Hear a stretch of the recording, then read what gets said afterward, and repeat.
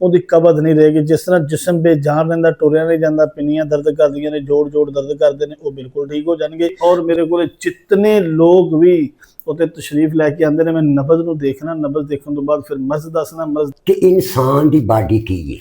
सरकार लकमान का भी कौल मुबारक है कि जिस शख्स ने पूरी बाडी की हिफाजत कर ली, वो एक जिसम का एक हिस्सा ठीक कर। अज मैं मेदे के उत्ते दसांगा कि मेदे तो किहड़ियां अलामतां शुरू होंदियां। कब्ज़ 72 बीमारियां की मां। जिस वक्त दैमी तो दैमी कब्ज़ हो जाए, कई मेरे भाई कई मेरे दोस्त कहते ने सुद्धे बन गए। जिहड़ा मर्द कहता कि बीवी को जानना है शर्मिंदा के कम पिछा मुड़ आना है शर्मिंदा होके। मैं उस दोस्त भरा कहांगा हाफिज़ यासीन नाल राबता कायम करो। बिस्मिल्लाहिर्रहमानिर्रहीम। अस्सलामु अलैकुम वरहमतुल्लाहि वबरकातुहू। उसका दिल चाहे तो वो कतरों कतरों से समंदर कर दे, वो तो खालिक के कायनात की मर्जी है कि चाहे यतीमों को पगामर कर दे। यकूब भट्ट साहब जनाब तुहाडे कोल तशरीफ फरमान ने और इंशाअल्लाह ताला अपने प्यारे जे लफाज़ां दे नाल जनाब अली तुहाडे नाल गुफ्तगू पेश करेंगे। बिस्मिल्लाहिर्रहमानिर्रहीम। हाज़रीन नाज़रीन अस्सलाम वालेकुम। जैसे हाफिज़ साहब ने कहा कि इंसान की बाडी की है। सरकार लकमान का भी कौल मुबारक है कि जिस शख्स ने पूरी बाडी की हिफाजत कर ली, वो एक जिसम का एक हिस्सा ठीक कर लो। अल्लाह वाले बात बड़े तवज्जो ना सुनना लीजिए तो तवज्जो करना। मैदा मैदा इंसान की बाडी का पूरा दारोमदार है। अज मैं मैदे के उत्ते दसांगा कि मैदे तो किहड़ियां अलामतां शुरू होंदियां। अल्लाह वालियो मैदा खराब हो जाए, खादा पीता नहीं लगता, जिसम कमज़ोर होना शुरू हो जाता है। बाडी के अंदर अल्लाह वालियो गैस बन जाए, तां चढ़े तो उम्र तो पहले सिर के वाल सफेद कर देंदा है। मेरे भाई अखां ते पै जाए तो बनाई डोंग कर देंदा है। अल्लाह वालियो कन्ना ते पै जाए तो डोरा बोला कर देंदा है। जोड़ा ते पै जाए तो री हवा बादी गैंठिया और को नशा कर देंदा है। कब्ज़ 72 बीमारियां की मां। जिस वक्त दैमी तो दैमी कब्ज़ हो जाए, कई मेरे भाई कई मेरे दोस्त कहते ने सुद्धे बन गए। क्यों बन जाते? अंदर गर्मी खुश्की हो गई। खाते ते खाई जाने, पीते ते पी जाने, अगों निकल जाए। मेरे बरादर हिकमत कहती है, तबीब कहते ने जरियान जान का जारी हो जाना, कुफे बाद कमी आ जानी, पिछों निकल जाए मेरे भाई मेरे दोस्त बवासीर, मतलब फट जाता है, मस्से बन जाते हैं। एडे लंबे मस्से बन जाते हैं कि वो इंसान टुरदा फिरदा परेशान होंदा है, चल फिर नहीं सकता। बवासीर जी इंसान नूं लग जाए तो ऐसा नुचरदी जिवें नींबू विचों रस कढ लवो, गन्ने विचों अल्लाह वालियो रोह कढ लवो। लोहे नूं जंगाल खा जाता है, लकड़ी नूं घुण खा जाता है। आओ जेरा भरा दोस्त कहता कि गल्लां वाकई सच्चियां। तो अज मैं हकीम हाफिज़ यासीन साहब के नाल मौजूद हाँ।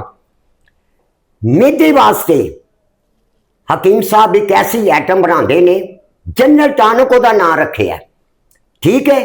कहते ने एक टैबलेट एक गोली अज राती खाओ, 100 साल की कब्ज़ जिहड़ी है खत्म। खुराक खाओगे लगेगी, जिगर मैदा कम करेगा। जे अगर खुराक खाद्या ना लगे तो समझ लो मैदा खराब है। जेरा दोस्त बरादर अजीज कहता है कि इस अलामत के उत्तों मैं मर्दाना कमजोरी च आ गया। मर्दाना कमजोरी इस तरह ही होती है। क्यों होती है जी? जरियान पैंदा, कतरा पैंदा, कई भरावां नूं पेशाब पहले कतरा, कई पेशाब तो बाहर कतरा, कई भरावां नूं पस शुरू हो जाती है। राती पाक सौंदे ने, सवेरे नपाक हो जाते ने। वो मेरे दोस्त मेरे बरादर मेरे बच्चे अपनी जीवन साथी को जानते हैं। नकाह करना नबी की सुन्नत है, बीवी का हक अदा करना फर्ज है।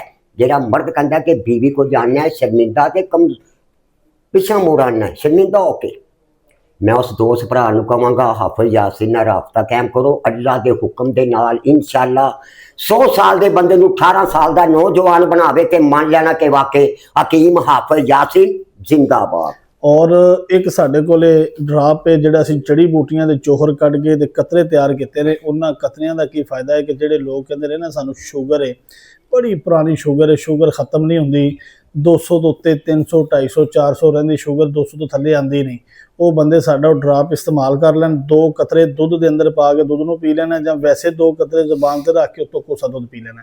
ਉਹਦੇ ਨਾਲ ਕੀ ਹੋਏਗਾ, ਪੂਰੇ ਜਿਸਮ ਦੇ ਪੱਠਿਆਂ ਨੂੰ ਤਾਕਤ ਮਿਲੇਗੀ। ਜਿਸਮ ਦੇ ਪੱਠਿਆਂ ਨੂੰ ਤਾਕਤ ਮਿਲਣ ਤੋਂ ਬਾਅਦ ਜਿਹੜੀ ਕਬਜ਼ ਰਹਿੰਦੀ ਹੈ ਨਾ, ਅਕਸਰ ਸ਼ੂਗਰ ਵਾਲੇ ਬੰਦੇ ਨੂੰ ਉਹਦੀ ਕਬਜ਼ ਨਹੀਂ ਰਹੇਗੀ। ਜਿਸ ਤਰ੍ਹਾਂ ਜਿਸਮ ਬੇਜਾਨ ਰਹਿੰਦਾ, ਟੁਰਿਆ ਨਹੀਂ ਜਾਂਦਾ, ਪਿੰਨੀਆਂ ਦਰਦ ਕਰਦੀਆਂ ਨੇ, ਜੋੜ ਦਰਦ ਕਰਦੇ ਨੇ, ਉਹ ਬਿਲਕੁਲ ਠੀਕ ਹੋ ਜਾਣਗੇ।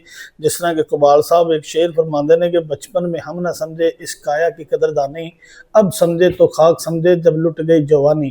किस काम का है दरिया जिसमें नहीं रुवानी, जब जोश ही न रहा तो किस काम की है जवानी। जवानियां बहाल करनियां ने तो तुहानूं बहाल करने वाली चीज़ां इस्तेमाल करनियां पैणगियां। और दूसरी गल हैगी है कि जिस तरह के लोग फेक लोगों ने मेरा नाम नूं खराब किया है, तो लोग कमेंट करते हैं कि साहब कि असीं तुहानूं मिलण वास्ते किस तरह तुहाडे नाल राबता करिए। लो फिर अज नंबर नोट करो 0308 55 55 523 0307 55 55 523।